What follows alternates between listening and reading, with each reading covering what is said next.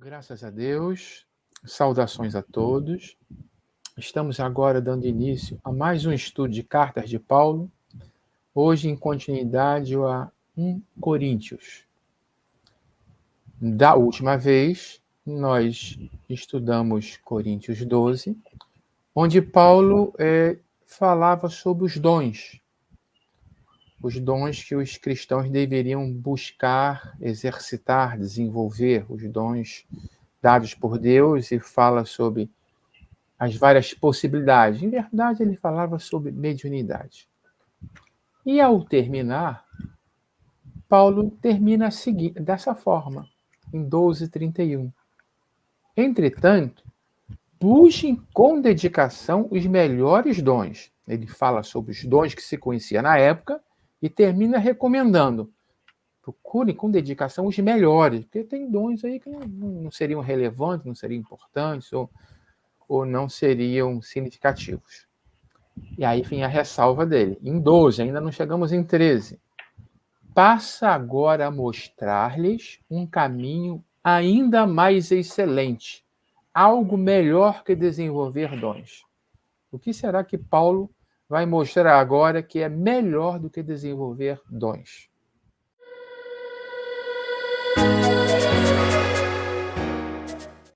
Voltando. Vejamos, entramos agora em 13, Coríntios 13, com esse caminho melhor que desenvolver dons, que é desenvolver o amor. É nesse trecho que Paulo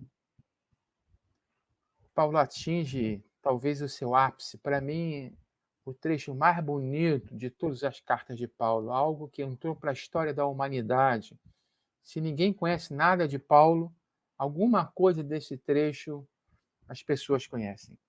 Ele estava mais do que inspirado, ele devia estar intuído, ele devia ter alguém do lado dele sussurrando no ouvido, porque talvez Abigail, talvez Abigail nesse momento tenha chegado perto dele, porque ele falou sobre o amor de uma maneira que até surpreende. Ele era um homem mais duro, mais rígido, mais enérgico.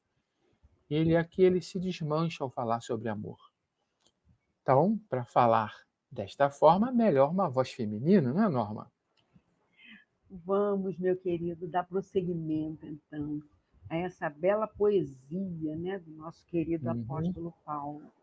E ele fala: ainda que eu fale as línguas dos homens e dos anjos, se não tiver amor, serei como o sino que ressoa ou como o prato que retine. Ainda que eu tenha o dom de profecia e saiba todos os mistérios e todo conhecimento, e tenha uma fé capaz de mover montanhas, mas não tiver amor, nada serei. Ainda que eu dê aos pobres tudo o que possuo e entregue o meu corpo para ser queimado, mas não tiver amor, nada disso me valerá. O amor é paciente, o amor é bondoso, não inveja, não se vangloria, não se orgulha, não maltrata, não procura seus interesses, não se ira facilmente, não guarda rancor. O amor não se alegra com a injustiça, mas se alegra com a verdade. Tudo sofre, tudo crê, tudo espera, tudo suporta. O amor nunca perece. Então, meus irmãos, vamos refletir o que Paulo queria dizer, não é? Com a língua dos anjos, né? Mesmo que nós pudéssemos, meus irmãos, ter perfeita e divina comunicação, ainda assim, nós não seríamos capazes de expressar completamente a grandeza do nosso Pai. É impossível, não é? para nós, criaturas, expressarmos essa grandeza de Deus. Bom, quando ele fala, né, se não tivesse amor, né, nada poderia ser puro se não tivesse amor, até mesmo a caridade. Nada que envolvesse interesse, meus irmãos. E como nos disse Renato Russo, não é? Naquela bela canção que também ficou imortalizada, né? No meio da música, é preciso amar as pessoas como se não houvesse amanhã. Não é? E para tal, nós temos que compreendê-las, tratá-las com a mesma consideração que nós gostaríamos de ser tratados. Se nós pisássemos na bola, se nós andássemos fora do normal, né, do proceder. Quando ele fala que ainda que dê aos pobres tudo o que possuo, entregue o meu corpo para ser queimado, se não tiver amor, nada disso me valerá. É porque ele coloca o próprio coração na dádiva, né, do que vamos fazer. Então, precisamos, não é, agir com essa bondade, a fim de que os irmãos caídos em penúria se levantem ao toque da tua influência e nunca se vejam ofuscados ou deprimidos.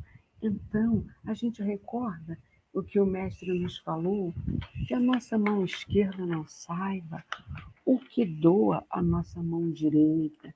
Nós precisamos fazer a caridade com amor, sem sobrepujar ninguém, não é? Sem deixar alardear o bem que fizemos. Então, o amor nunca perece, né?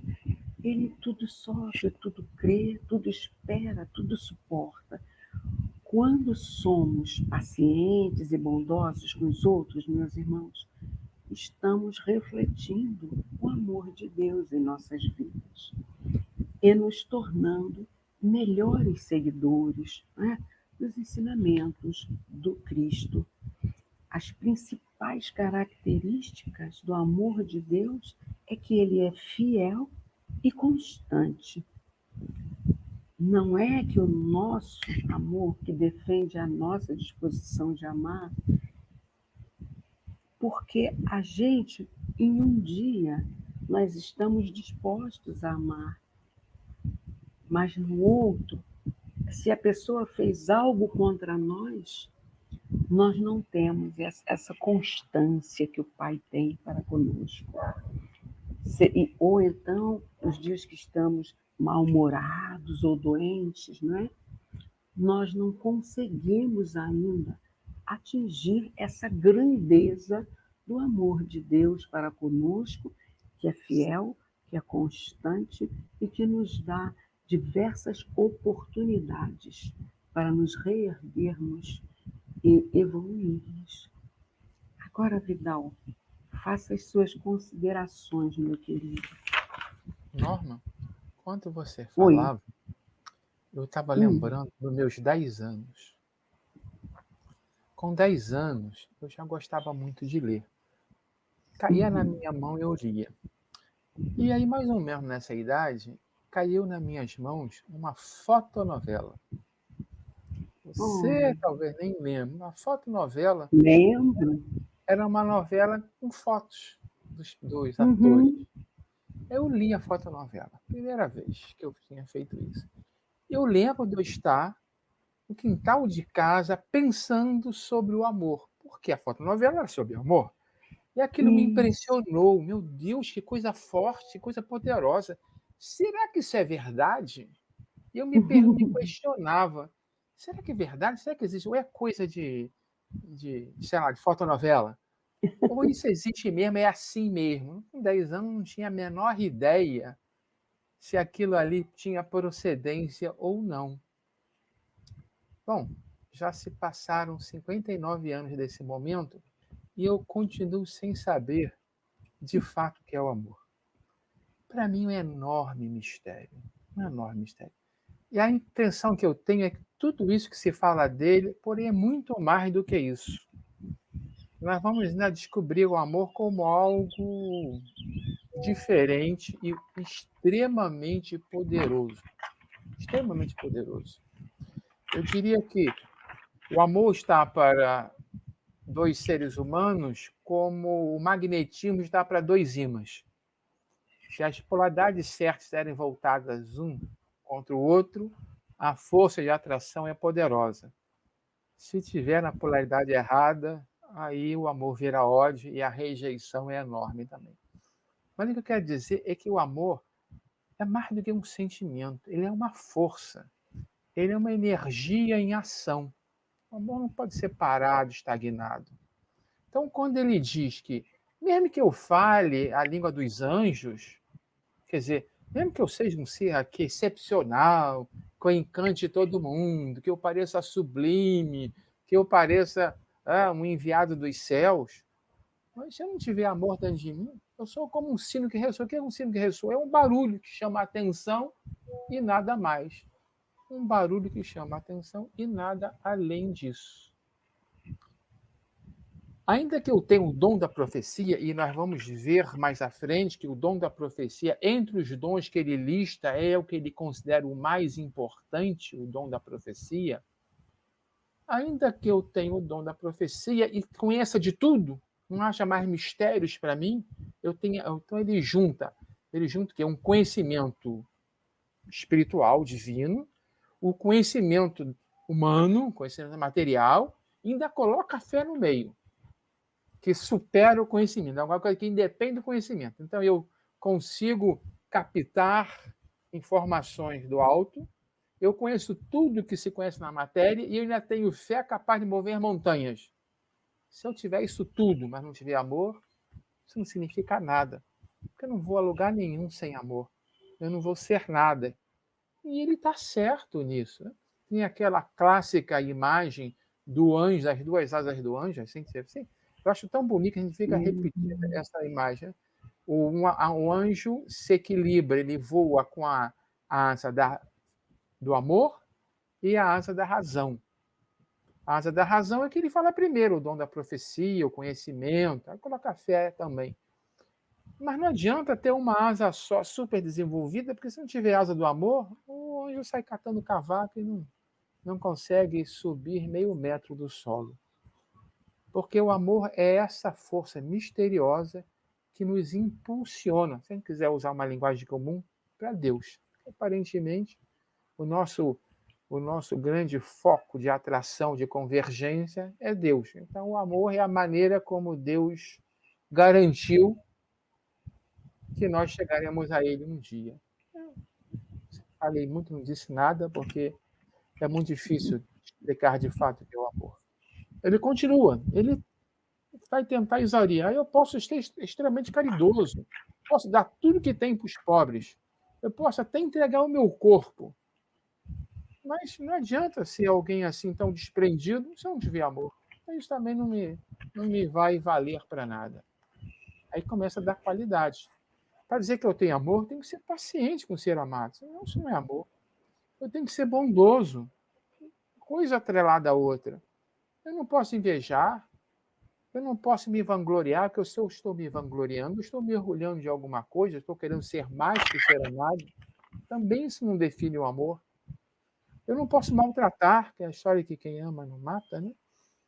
Eu não posso estar buscando primeiro os meus interesses. Se eu amo alguém, eu vi uma vez um livro de ficção científica, eu li uma vez um livro de ficção científica, que foi, obviamente, escrito por uma mulher, que falava sobre uma outra situação, não importa a história, mas o que me chamou a atenção foi o seguinte: lá os casais eram perfeitos. Então eles não diziam minha mulher e o meu marido, eles diziam assim: eu sou de Paitã. O marido dizia: eu sou dela. não é minha mulher, eu é que sou dela. Ô, Vidal, Fale. me permita, isso Fale. me lembrou uma experiência que eu ouvi de um padre que ele é missionário numa igreja na Alta Boa Vista e tem tudo a ver com essa tua fala, porque disse que quando ele faz o curso de noivos lá, ele pergunta, né, por que você vai casar ou para que você vai casar? Aí se o noivo ou a noiva disserem para ser feliz, ele fala assim, então não casa, porque o objetivo do casamento é fazer o outro feliz. Olha só, é o amor assim que você está falando. O amor, ele só se realiza quando ele busca primeiro o ser amado, a felicidade do ser amado. E aí que ele se realiza na felicidade do ser amado. Então, Isso. ele não vai buscar seu interesse, ele não vai se irar com o ser amado, não vai ficar com raiva, não vai ter briga, ele não vai guardar rancor nem mágoa. Eu sei de um caso em que a preocupação numa briga era que um não podia sofrer muito, porque se ele se deixasse cair com o que aconteceu, ele pioraria a situação kármica do outro lado.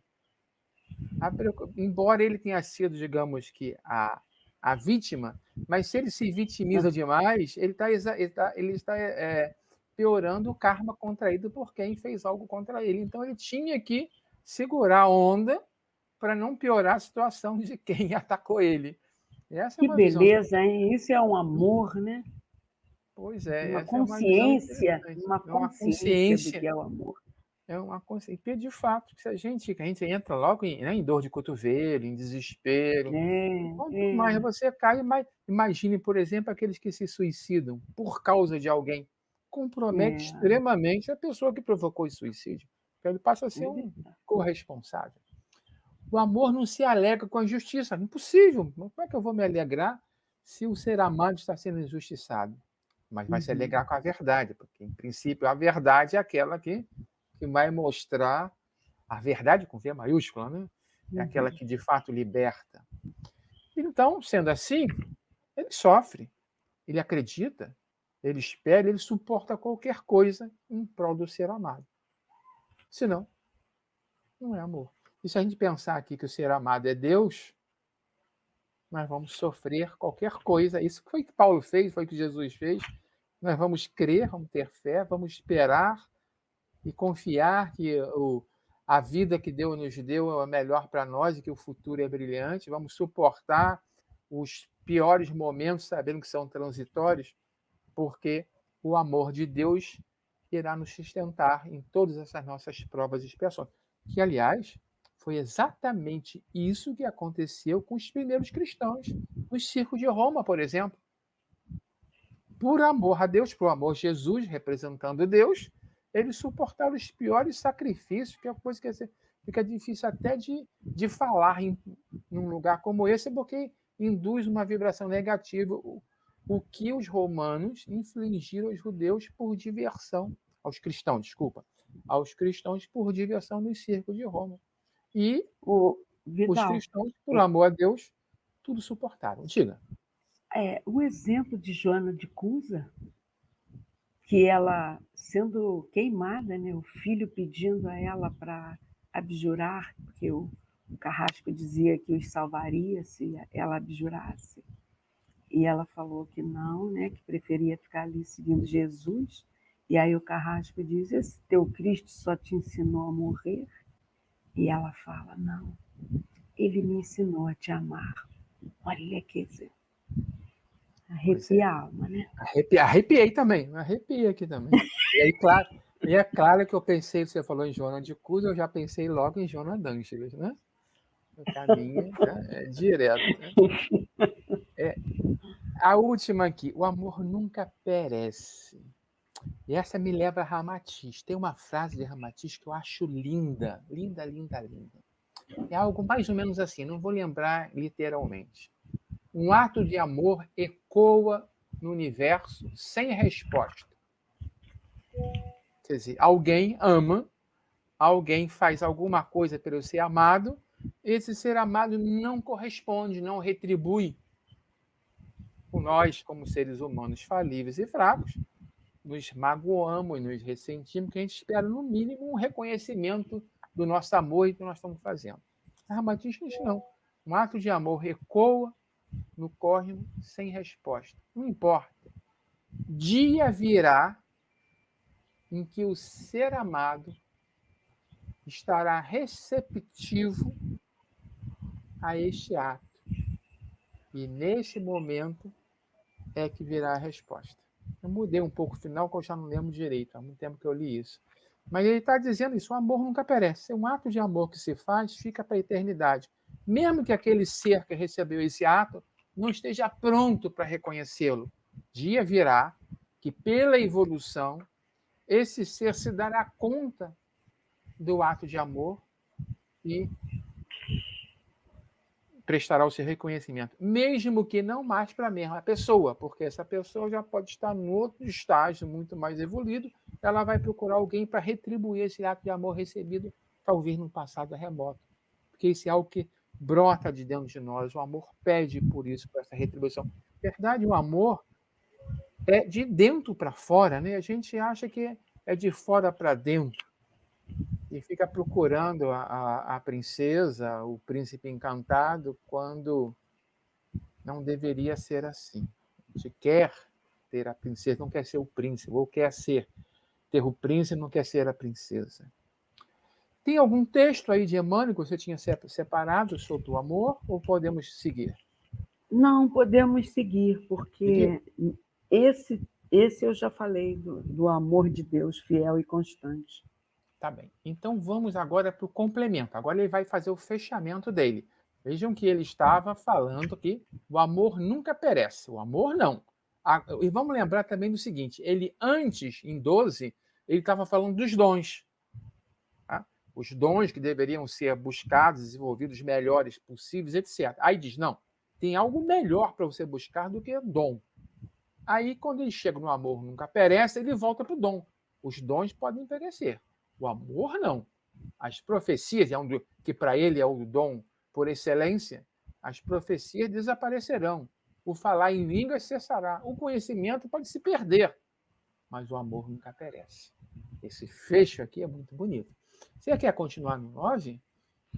Bom, item 13, né? Assim permanecem agora estes três: a fé, a esperança e o amor. O maior deles, porém, é o amor. E então a gente pode fazer uma consideração que a caridade, ela é sempre uma bênção de Deus, mas ela não se restringe, né, ao pão e ao agasalho que a gente distribui. A gente vê em outros aspectos, né?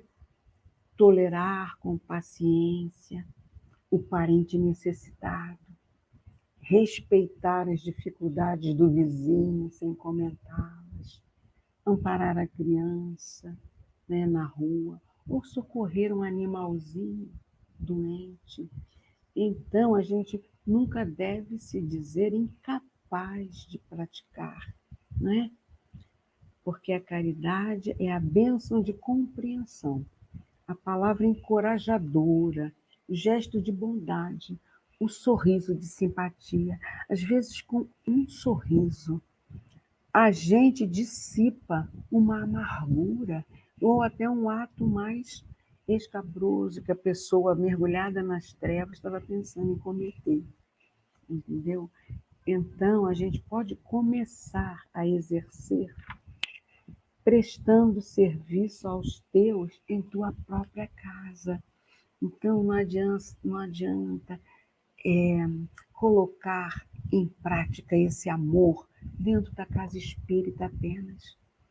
O nosso cadinho de retificação é a família. Então, exercer esse amor com aqueles irmãos que vieram para a nossa convivência e são de difícil trato, necessitam da nossa condescendência, da nossa tolerância, da nossa compreensão, isso aí é a prática da caridade com amor. É isso, Vidal. E aí você Sim, agora? é caridade. Você falou na caridade. Eu imagino o amor como uma grande espada. Ele começa de formas que nós sequer chamamos de amor. O próprio sexo.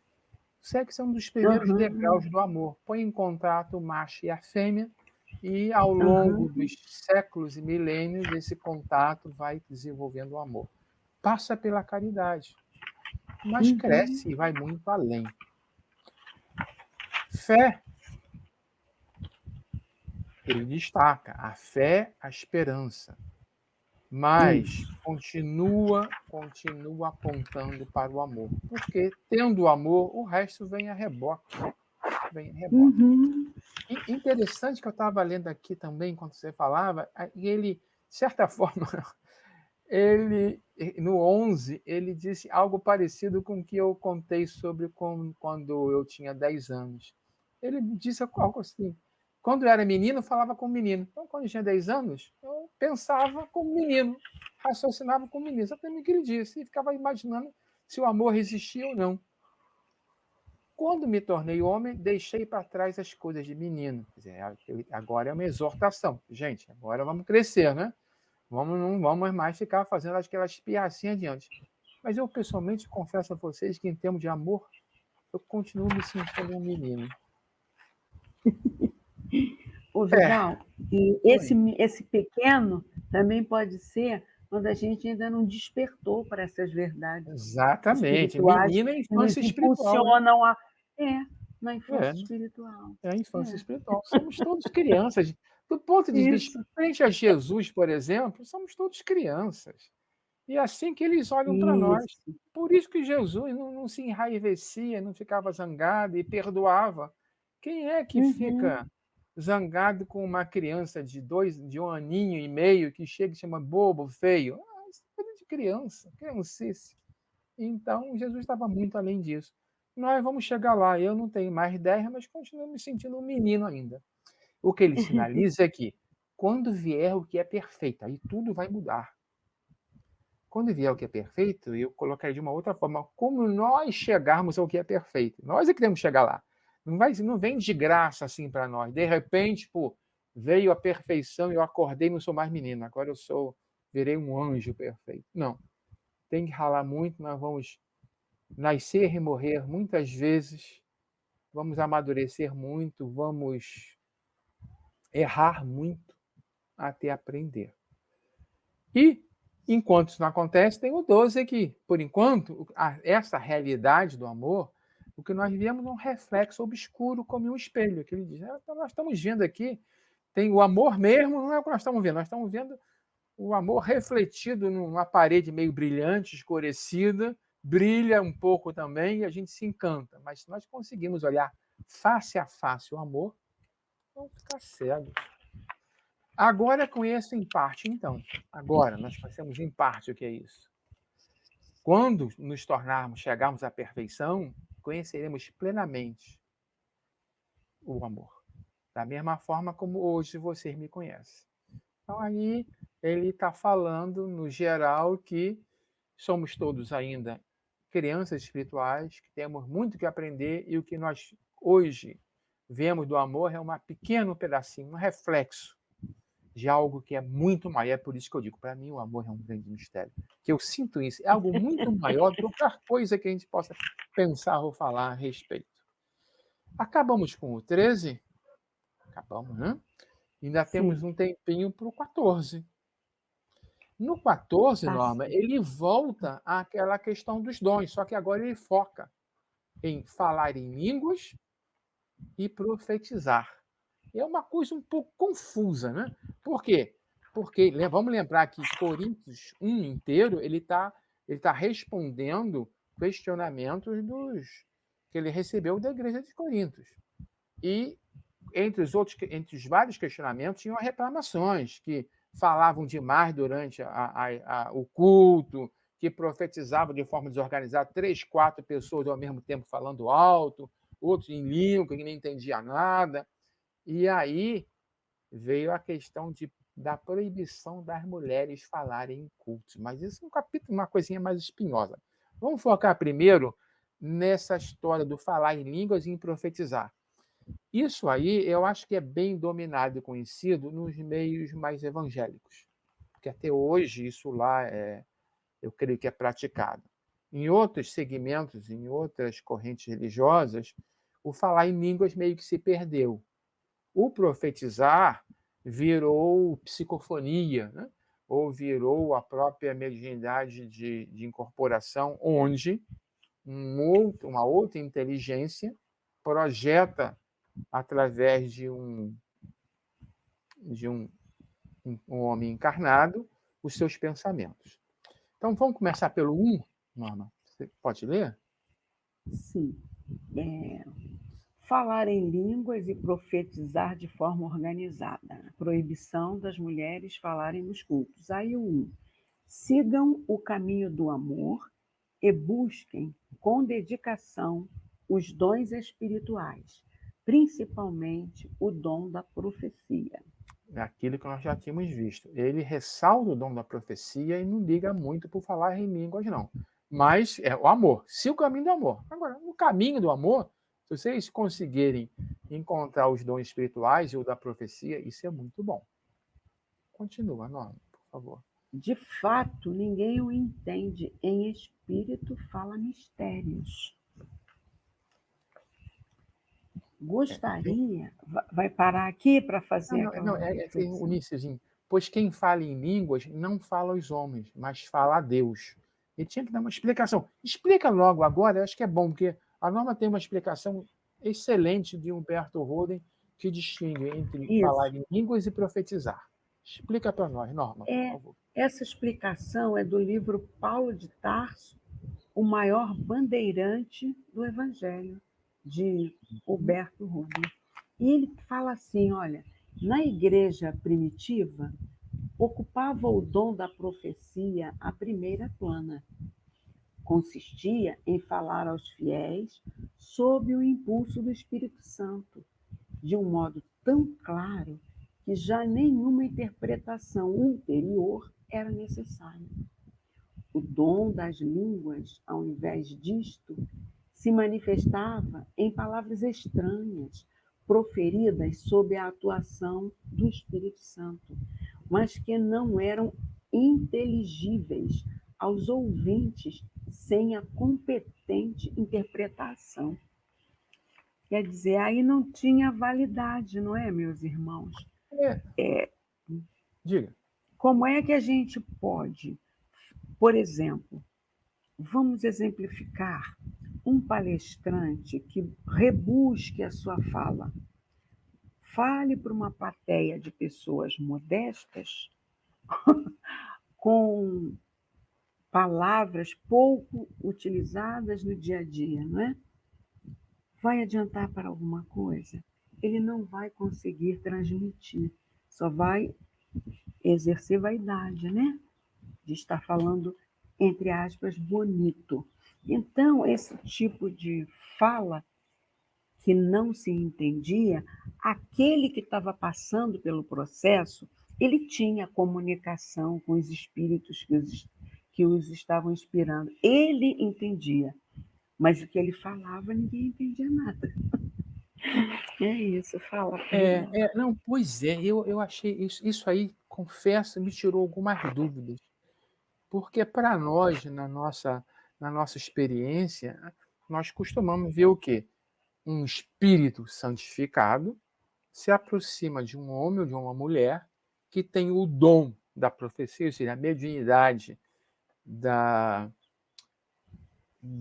psicofonia. Ele transmite, o seu espírito santificado transmite um pensamento, normalmente um pensamento nobre, edificante, e esta pessoa que tem a capacidade de captar o pensamento do Espírito santificado e expressa isso no nosso idioma, e a mensagem é passada e essa mensagem edifica.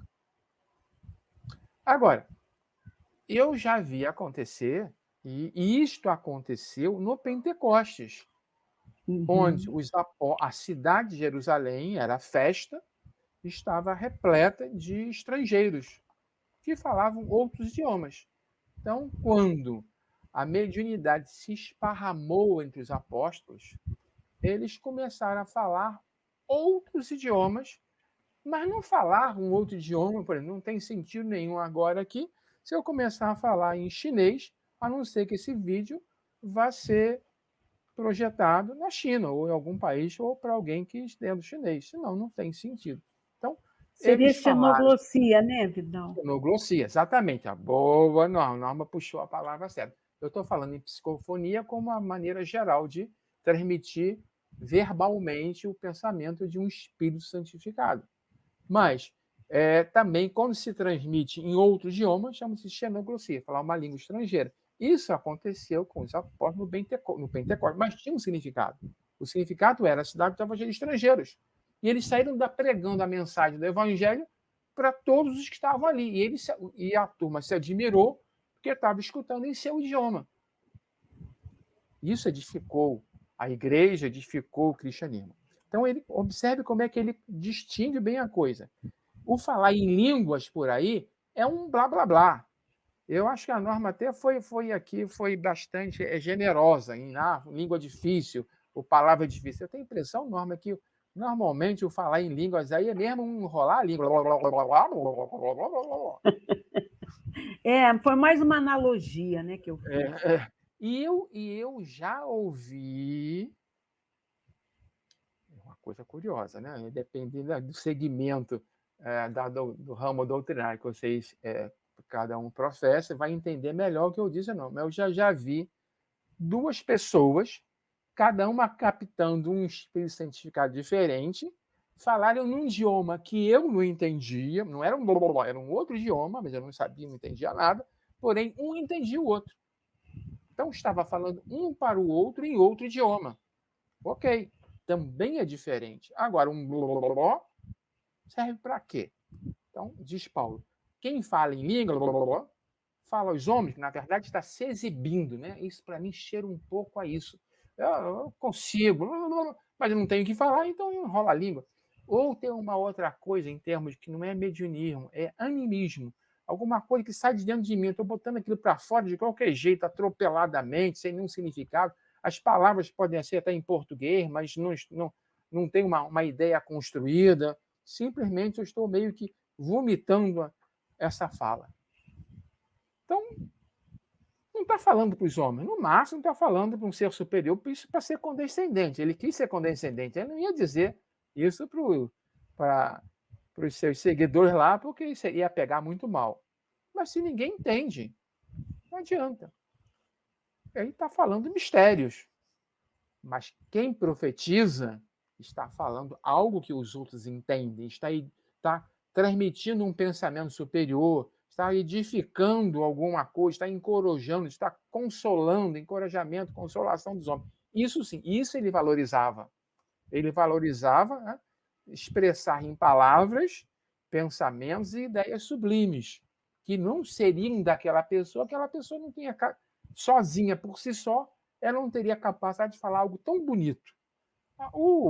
Esse texto que nós acabamos de ler do Paulo sobre o amor, tem para mim que ele estava profetizando ali. Ele recebeu ajuda para falar algo tão bonito sobre o amor. E quem fala em língua está só se exibindo.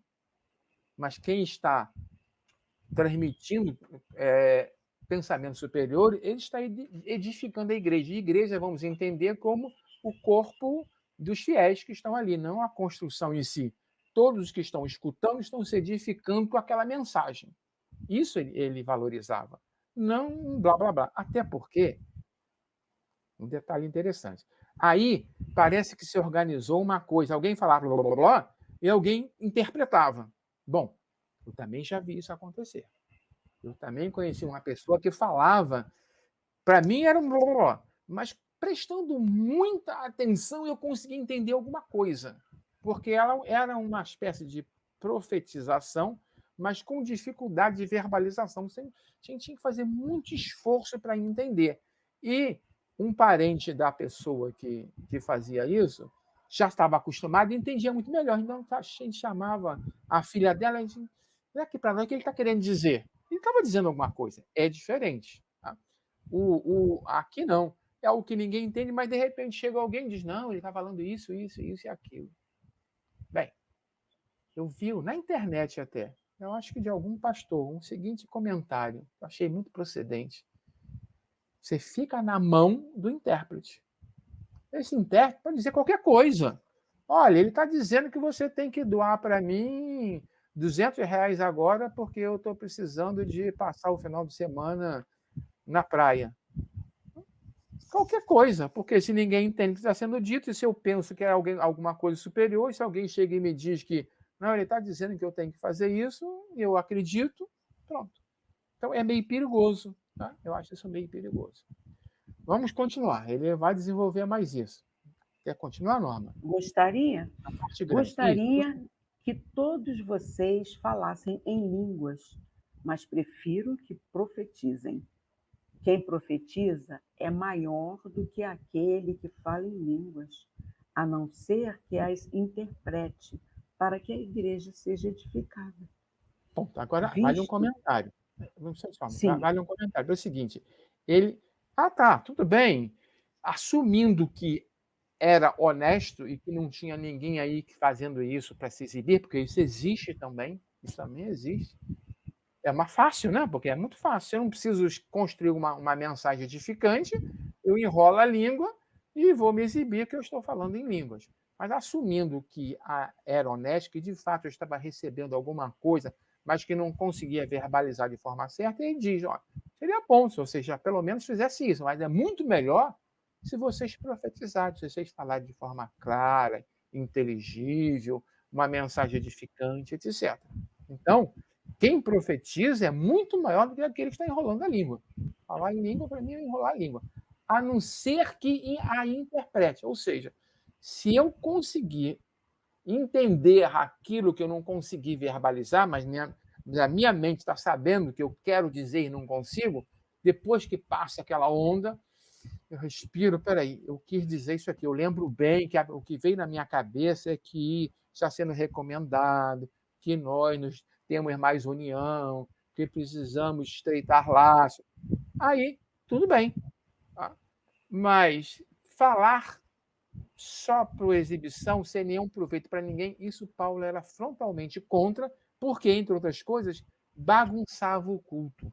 Porque estava acontecendo duas, três ao mesmo tempo, balbuciando coisas ininteligíveis. E isso atrapalha muito. Continuando, Norma. visto que estão ansiosos por terem dons espirituais, procurem crescer naqueles que trazem a edificação para a igreja. Ótimo. Perfeito. Continue. Todavia, na igreja, prefiro falar 5 palavras compreensíveis para instruir os outros a falar 10.000 palavras em língua. Ele quantifica. Fala uma frasezinha, amai-vos uns aos outros, mas não fica 5 minutos soltando, emitindo sons ininteligíveis, que não constrói nada.